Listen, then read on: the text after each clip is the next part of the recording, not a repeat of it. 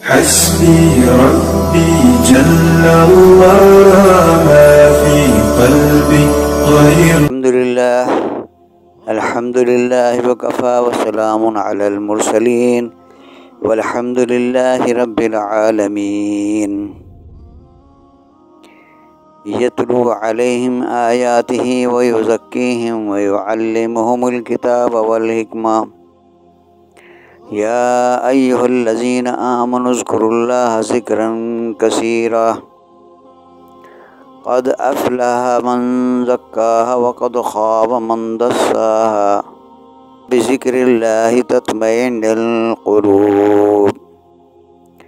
صدق اللہ العلی العظیم.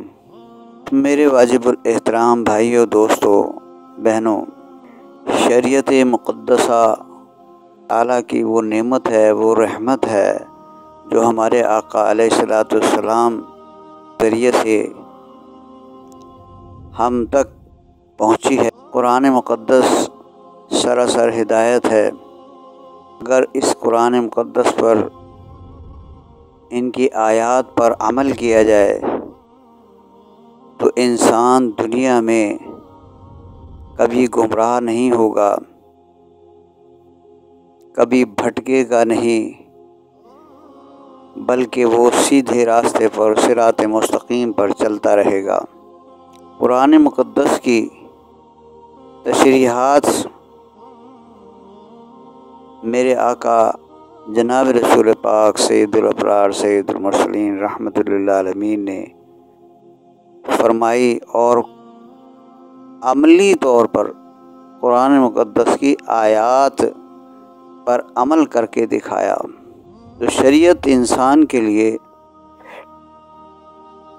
ایک ایسے سرسبز درخت کی طرح سے ہے کہ جس کے نیچے بیٹھنے سے اس کا سایہ بھی ملتا ہے، ٹھنڈک بھی ملتی ہے.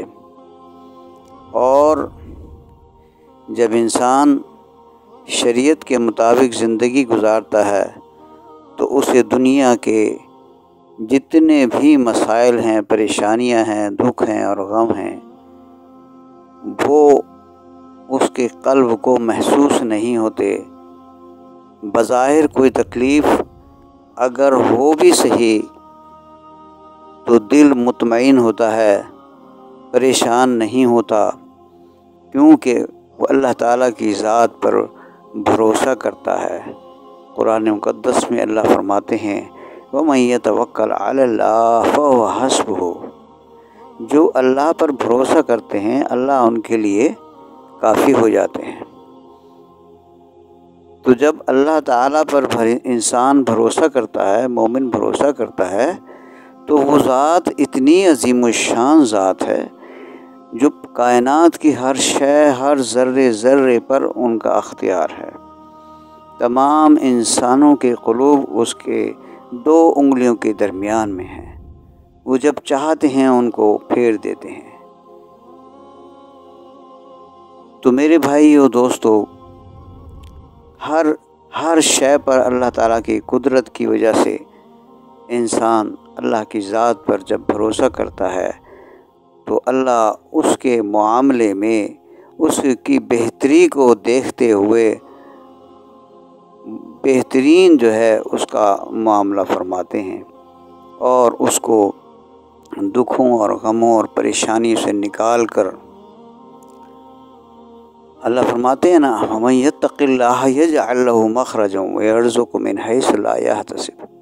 جو اللہ سے ڈرتے ہیں تو اللہ تعالیٰ ان کو ایک جگہ سے رزق دیتے ہیں جہاں اس کو گمان بھی نہیں ہوتا. یہ مفہوم ہے اس قرآن مقدس کی آیت. تو میرے بھائی و دوستو، اللہ تعالیٰ کی ذات پر بھروسہ کرنا، اس کو ایک ماننا، واحد ماننا اور اس کو اپنا مالک اور خالق سمجھنا، رازق سمجھنا، ہر شے، پورا کا پورا وجود انہی کی ملکیت ہے.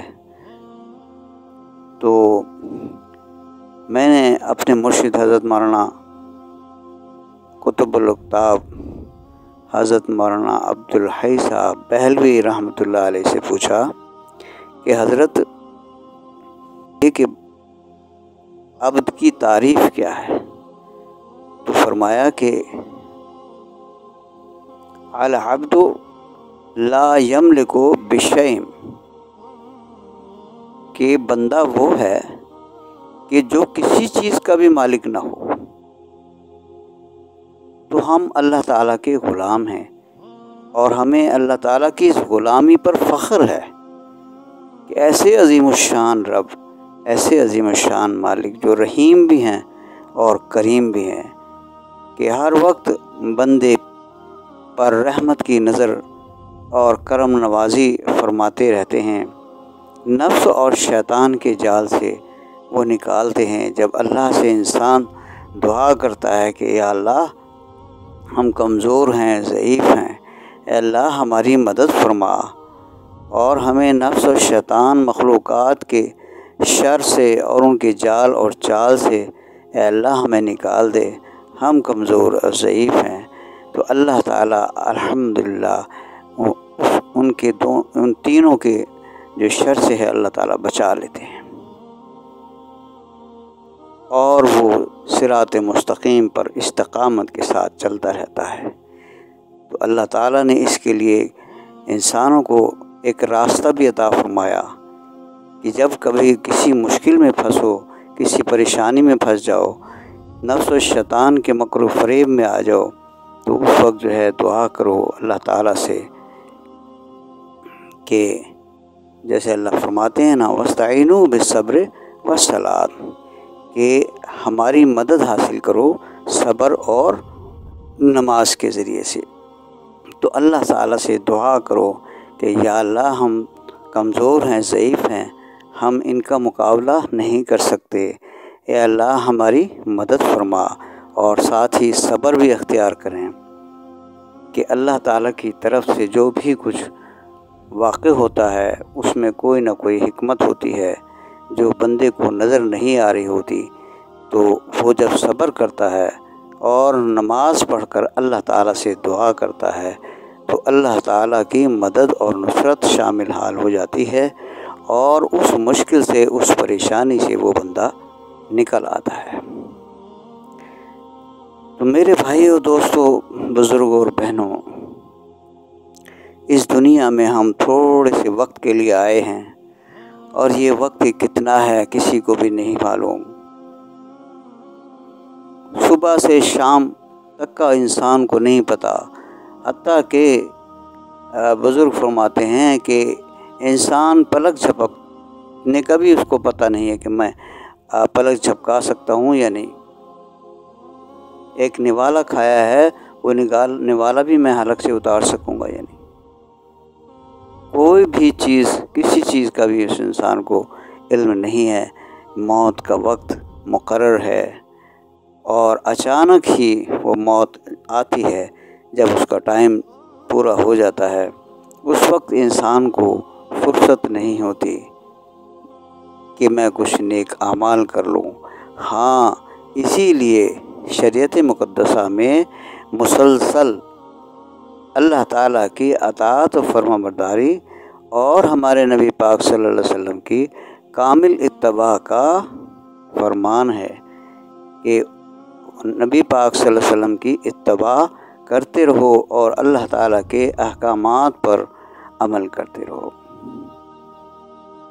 پھر کوئی غم نہیں ہوتا جب انسان اطاعت اور فرما برداری اللہ کے رسول کی کرتا رہتا ہے، تو اسے کوئی غم، کوئی پریشانی نہیں ہوتی، کیوں کہ وہ اسے پتہ ہے کہ جب بھی موت آئے گی اللہ تعالیٰ اپنے فضل و کرم سے خاتمہ اس کا کامل ایمان پر فرمائیں گے اور اسے اپنی رضا کے ساتھ اپنے پاس بلا لیں گے۔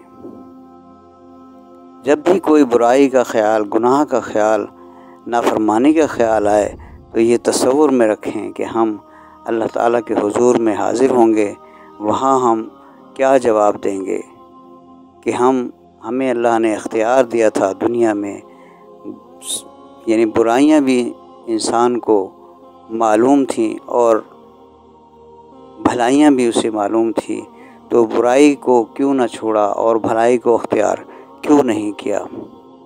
ان تمام باتوں کا اسے استحضار رکھنا چاہیے کہ گناہ سے بچنا ہے اور نیک اور صالح اعمال زیادہ سے زیادہ اختیار کرنے ہیں۔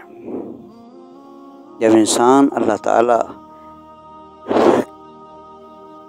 کے فرما برداروں میں شامل ہو جاتا ہے تو پھر اللہ تعالیٰ اس کے لیے عبادت کرنا آسان کر دیتے ہیں، اس کے لیے عبادت کرنا آسان کر دیتے ہیں۔ شیطان انسانوں کا دشمن ہے، کھلا دشمن ہے، اللہ فرماتے ہیں قرآن مقدس میں۔ تو اللہ فرماتے ہیں کہ اس شیطان سے دشمنی کرو، فرماتے ہیں نا شیطان لکم عدو مبین، وہ تمہارا دشمن ہے، شیطان تمہارا دشمن ہے۔ عدو ہوا، اللہ فرماتے ہیں اس کے ساتھ تم بھی دشمنی کرو، یہ مفہوم ہے قرآن مقدس کی آیات کا۔ تو میرے بھائیو دوستو، جب انسان کے ساتھ ایسا دشمن جو نظر بھی نہیں آتا اور انسان کے دل و دماغ پر پورے وجود پہ اس کے تصرف بھی ہے، اللہ سے اجازت لی ہے، تو پھر یقیناً ہمیں اس عظیم الشان رب سے ہر وقت مدد مانگنی چاہیے۔ اپنے سارے معاملات میں صبر اختیار کرے کہ صبر جو ہے نیک اعمال کرنے میں بھی صبر کا جو ہے وہ دخل ہے، اور برائیوں کو چھوڑنے میں بھی صبر کی ضرورت ہے۔ نیک اعمال جب اختیار کرے گا، صبح اٹھے گا، نماز کے وقت کے لیے، سردی ہے، گرمی ہے، نیند آ رہی ہے، تو وہ صبر کرے گا، اپنی نیند کو چھوڑے گا، صبر کرے گا، مسجد کی طرف جائے گا، صبر کرے گا، ٹھنڈے پانی سے وضو کرے گا، صبر کرے گا۔ اسی طرح سے گناہ کا خیال آیا ہے تو اسے ترک کرے گا، صبر کرے گا۔ تو نیکی کرنے میں بھی صبر، اور گناہ سے بچنے میں، نافرمانیوں کے بچنے سے میں بھی صبر۔ تو ہر حالت میں مومن جو ہے وہ صابر رہنا چاہیے، صبر کا دامن اسے پکڑے رہنا چاہیے، اور ساتھ ہی اللہ کے حضور میں حاضر ہو کر نماز کی پابندی، 5 وقت کی مسجد میں جا کر باجماعت نماز پڑھے اور نوافل کا اہتمام کرے، اللہ تعالیٰ کے حضور میں معافی مانگ کر اور یہ اقرار کرتے کہ اللہ جیسی آپ کی شان ہے، اے اللہ آپ کی شان کے مطابق میں نماز نہ پڑھ سکا، بندگی نہ کر سکا، میرے اس جرم کو معاف فرما دیجئے اے اللہ، اور اچھی سے اچھی نماز اور عبادت بندگی جیسی آپ کو پسند ہے ویسی کرنے کی توفیق عطا فرما دیجئے۔ تو اللہ تعالیٰ اس کے اس اقرار کو قبول فرما کر اس کو نیک اور صالح اعمال کرنے کی توفیق عطا فرما دیتے ہیں، اور اس اللہ تعالیٰ کے حضور میں انسان معافیاں مانگتا رہے۔ ہمارے نبی پاک صلی اللہ علیہ وسلم ایک مجلس میں 100 مرتبہ استغفار فرمایا کرتے تھے۔ آپ تو پاک تھے، مطہر منور تھے، بخشے بخشائے تھے، لیکن اس کے باوجود بھی امت کو سبق دینے کے لیے کہ استغفار کتنا ضروری ہے کہ اللہ تعالیٰ کے حضور میں استغفار کرتا رہے، معافی مانگتا رہے۔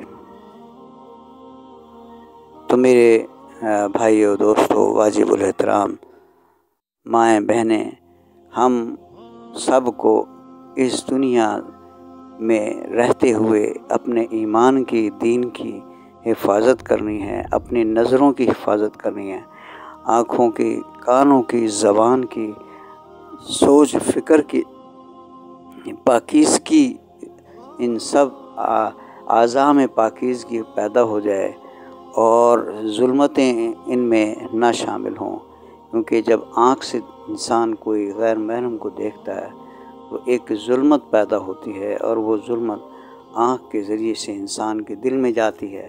اسی طرح سے جب وہ زبان سے کوئی نازیبا الفاظ نکالتا ہے تو پھر وہ اس کی ظلمت بھی زبان کے ذریعے سے انسان کے دل میں جاتی ہے۔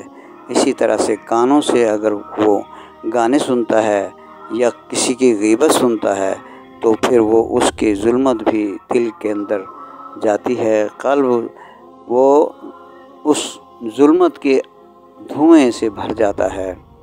اسی طرح سے انسان کی جو سوچ ہے، اس سوچ جو گناہوں کی سوچ ہے، نافرمانیوں کی سوچ ہے، حسد، کینہ، بغض اور طمع، حرص، لالچ اور مختلف جتنی بھی منفی سوچیں ہیں، منفی خیالات ہیں، ان سب کی ظلمتیں بھی انسان کے قلب کے اندر جاتی ہیں اور قلب اندھیرے میں گھر جاتا ہے اور اسے کوئی اچھائی اور بہتری جو ہے وہ نہیں سوچتی، چہ جائے کہ وہ اللہ تعالیٰ کے حضور میں معافی مانگے کہ یا اللہ مجھ سے غلطی ہوئی ہے۔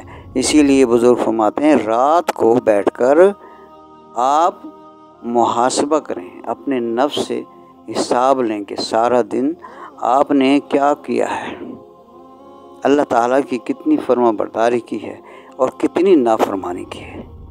یہ اللہ تعالیٰ سے کہ حضور میں شام کو، رات کو سونے سے پہلے محاسبہ کریں اور گناہ ہوئے ہیں تو رو رو کر اللہ کے حضور میں معافی مانگیں، اور اگر نیکی ہوئی ہے تو پھر اللہ کا شکر ادا کریں اور اس پر بھی نیکی، اپنی نیکی پر آپ نے استحسان کی نظر نہیں ڈالنی کہ ہاں میں نے نیکی کر لی ہے، نہیں، یہ اللہ کا شکر ادا کرنا ہے کہ اللہ تعالیٰ نے توفیق عطا فرمائی ہے کہ میں نے نیکی جو ہے وہ اللہ نے مجھ سے کرائی ہے، یہ ان کا احسان ہے، انسان کا کوئی بھی احسان نہیں ہے یا انسان کا کوئی کمال نہیں ہے اس میں۔ اسی طرح سے میرے بھائیو دوستو، بچتے بچاتے اپنی زندگی کو اس دنیا کے اندر ایسے گزارنا ہے۔ حضرت عمر رضی اللہ تعالیٰ عنہ سے پوچھا کہ حضور یہ فرمائیے کہ تقویٰ کیا ہے؟ آپ نے فرمایا کہ کبھی کسی جھاڑیوں کے بیچ میں سے آپ کو گزرنے کا جو اتفاق ہوا ہے تو وہ آپ کیسے وہاں سے گزرتے ہیں؟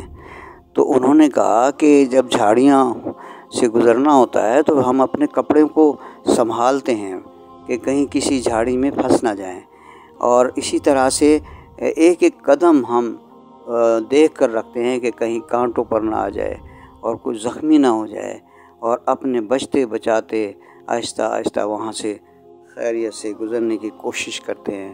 فرمایا کہ یہی تو تقویٰ ہے کہ انسان اپنی زندگی میں ایک ایک قدم جو اٹھائے وہ سوچ سمجھ کر اٹھائے کہ اس عمل میں، اس کام میں اللہ کی رضا ہے یا نہیں ہے، اس کام میں ہمارے پیارے نبی صلی اللہ علیہ وسلم کی سنت ہے یا نہیں ہے۔ تو تمام اعمال جتنے بھی ہیں وہ اللہ اور اللہ کے رسول صلی اللہ علیہ وسلم کی مرضی کے مطابق ہونے چاہیے، کوئی نافرمانی نہیں ہونی چاہیے۔ اس طرح سے اللہ تعالی ہمیں اس راستے سے بحفاظت خیر و عافیت سے اپنی اطاعت اور فرمانبرداری کے ساتھ نبی پاک صلی اللہ علیہ وسلم کی اتباع کرتے ہوئے یہاں سے لے جائیں، اور عزت کے ساتھ دونوں جہان میں اللہ سے عزت مانگے۔ اے اللہ دونوں جہان کی عزت عطا فرمائیے، دونوں جہان میں عزت عطا فرمائیے، دونوں جہان کی ذلتوں سے بچائیے۔ اے اللہ ہر قسم کی عافیت اور سلامتی نصیب فرمائیے۔ یا اللہ تمام فتنوں سے ہمیں محفوظ فرما کے، یہ فتنوں کا دور ہے، پرفتن دور ہے، اے اللہ ہماری حفاظت فرمائیے۔ انشاءاللہ تعالی عزیز جب ہم اللہ کے حضور میں یہ سب عرض معروض پیش کریں گے تو انشاءاللہ اللہ تعالی ہماری حفاظت بھی فرمائیں گے اور نیک اور صالح اعمال کرنے کی توفیق بھی عطا فرمائیں گے، استقامت اور جمعیت بھی عطا فرمائیں گے۔ قرآن مقدس میں جن جن احکامات کا اللہ نے حکم فرمایا ان سب کو اپنانے کی ضرورت ہے۔ نماز ہے، زکوٰۃ ہے اور ذکر ہے، روزہ ہے۔ روزے کے بارے میں اللہ تعالیٰ فرماتے ہیں علیکم الصیام کما کتب علی الذین من قبلکم لعلکم تتقون، یعنی جس طرح سے پہلی امتوں پر روزہ فرض کیا گیا ایسے ہی آپ پر بھی یہ روزہ فرض ہے اور فرض کیا گیا ہے، تو تاکہ تم متقی بن جاؤ، تقوی والے بن جاؤ۔ تو روزے کی حقیقت جو ہے انسان کے اندر تقوی کی صفت پیدا کرتی ہے، اور تقوی جو ہے یہ قرآن مقدس پر عمل کرنے کے لیے بہت ضروری ہے۔ جیسے اللہ فرماتے ہیں الف لام میم ذالک الکتاب لا ریب فیہ ھدی للمتقین الذین یؤمنون بالغیب۔ اللہ تعالیٰ یہ فرماتے ہیں کہ یہ قرآن مقدس، اس میں کوئی شک نہیں ہے، میرے اس کلام میں کوئی شک نہیں ہے۔ ھدی للمتقین، یہ متقی لوگوں کے لیے ہدایت ہے۔ یعنی جب انسان روزہ رکھتا ہے، تقوی کی صفت پیدا اس میں ہوتی ہے، اور جب وہ قرآن مقدس کی طرف متوجہ ہوتا ہے، ان کی تلاوت کرتا ہے، اس کے معنی میں غور و فکر تدبر کرتا ہے، تو اللہ تعالیٰ اس کو اس پر عمل کرنے کی توفیق عطا فرما دیتے ہیں، اور قرآن مقدس سے محبت اور شغف اس کا بڑھتا چلا جاتا ہے۔ اللہ تعالیٰ ہمیں شریعت کے مطابق اپنی زندگی گزارنے کی توفیق عطا فرمائے۔ انسان کا نفس بہت ہی برا ہے، جو اللہ تعالیٰ خود قرآن مقدس میں فرماتے ہیں النفس امارۃ بالسوء، کہ نفس ہمیشہ برائی کی طرف انسان کو لے جاتا ہے۔ اسی نفس سے بچنے کے لیے مشائخ کرام کی خدمت میں انسان جاتا ہے کہ حضرت میں تو بہت بیمار ہوں، روحانی نفسانی اتنی بیماریاں ہیں، میں کیسے ان کو اپنے اندر سے کیسے نکالوں، اور تزکیہ میرا کیسا ہو۔ جیسے اللہ فرماتے ہیں قد افلح من زکاہ وقد خاب من دساہ، یہ فلاح کو پکی بات ہے، فلاح پا گیا وہ شخص جس نے اپنا تزکیہ کر لیا، اپنے آپ کو پاک کر لیا، اور جس نے ایسا نہیں کیا اس نے اپنے آپ کو گڑھے میں گرا لیا۔ یہ قرآن مقدس کی آیت کا مفہوم ہے، ترجمہ مفہوم ہے۔ میرے بھائیو دوستو، تزکیہ جو ہے وہ انسان کے لیے بہت ضروری ہے، تاکہ جو اعمال صالحہ انسان اختیار کر رہا ہے وہ اس کے ساتھ اس کا دل بھی مطمئن ہو، اس میں نور بھی محسوس ہو، اور اس کو اللہ تعالیٰ کی ذات کی طرف کشش ہو، اور اللہ کا ذکر قرآن مقدس میں اللہ فرماتے ہیں یا ایھا الذین آمنوا اذکروا اللہ ذکرا کثیرا، اے ایمان والو کثرت سے اللہ کا ذکر کرو۔ تو بھائیو دوستو، اللہ کا ذکر جو ہے یہ انسان کے قلب کے میل اور کچیل کو دور کر دیتا ہے۔ جیسے حدیث پاک میں آتا ہے ثقالۃ القلوب، جیسے لوہے کو زنگ لگ جاتا ہے ایسے دلوں کو بھی زنگ لگ جاتا ہے، اور اس کا حل کیا ہے؟ ثقالۃ القلوب بذکر لا الہ الا اللہ، اور اللہ کا ذکر جو ہے اس قلب کو زنگ کو دور کر دیتا ہے۔ جب دل کا زنگ دور ہوتا ہے تو پھر انسان پر جب وہ نیک اعمال کرتا ہے، ذکر کرتا ہے، تلاوت کرتا ہے، اس کا نور اس کے دل میں محسوس ہوتا ہے، اور وہ خوش ہوتا ہے اور نیکیوں کی طرف بڑھتا چلا جاتا ہے۔ وحشت اس کے اندر سے نکل جاتی ہے، نورانیت اس کے قلب میں پیدا ہو جاتی ہے، اور خوشی خوشی وہ اپنی زندگی میں اللہ کے رسول صلی اللہ علیہ وسلم کے احکامات پر عمل کرنا شروع کر دیتا ہے۔ کیونکہ قرآن مقدس میں اللہ فرماتے ہیں یتلو علیہم آیاتہ،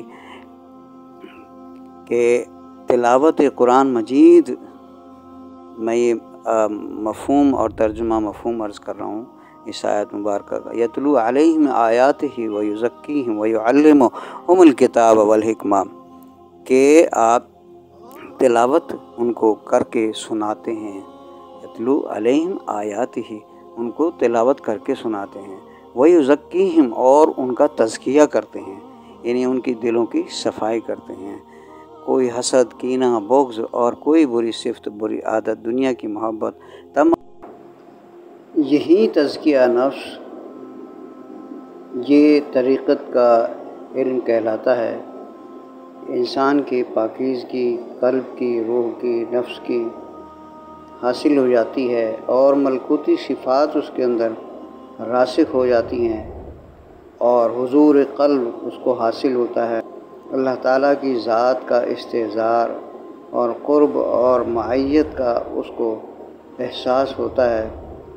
اس طرح سے نماز، روزہ، عبادت، جتنی شرعی احکامات ہیں وہ حضور قلب کے ساتھ بڑی خوشی اور راحت کے ساتھ، خشوع و خضوع کے ساتھ وہ عبادت کرتا ہے۔ یہی طریقت ہے۔